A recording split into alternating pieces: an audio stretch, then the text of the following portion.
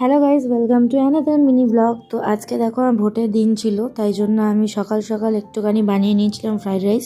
প্ল্যানটা ছিল আমারই যে একটু ফ্রাইড রাইস হবে আর ডিম কষা হবে, কারণ ভোটের দিনকার একটু ভালো কিছু খেতে ইচ্ছে হচ্ছিল।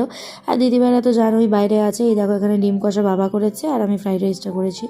আর দিদিভাই দেখো এখানে আমাকে একের পর এক মোটামুটি ওদের প্রি ওয়েডিংয়ের ছোটো ছোটো শ্যুটগুলো পাঠিয়েছে, বিটিএসগুলো। তো মোটামুটি ওরা ভালোই শ্যুট করেছে যা শুনলাম। আর ভালো মতোই সব, মানে বৃষ্টি বৃষ্টি কিছু পায়নি পাহাড়ে, খুবই ভালো মতো ওরা প্রি ওয়েডিংটা কমপ্লিট করতে পেরেছে। তো মোটামুটি ওদের হাফ প্রি ওয়েডিং এখানে হলো, বাকিটা কলকাতাতে হবে। তারপরে পুরো ইয়েটা আমি তোমাদের সাথে শেয়ার করব, পুরো যে প্রি ওয়েডিং ভিডিওটা। তো দেখো এখানে ও কিছু কিছু ছোটো ছোটো ভিডিও করেছে পাহাড়ে। আর সন্ধেবেলা ইচ্ছা করছিল একটু চপ খাবো, তাই জন্য এখানে চা আর চপ বসিয়েছি। দেখো নিজে হাতে ভেজেছি বেগুনি, তারপরে ফুলকপির পকোড়া, এখানে পেঁয়াজি, তারপরে ভেজে নিয়ে সবাই খেয়ে নিলাম। ব্লগটা এই পর্যন্তই, ভালো লাগলে লাইক শেয়ার সাবস্ক্রাইব করে দিও।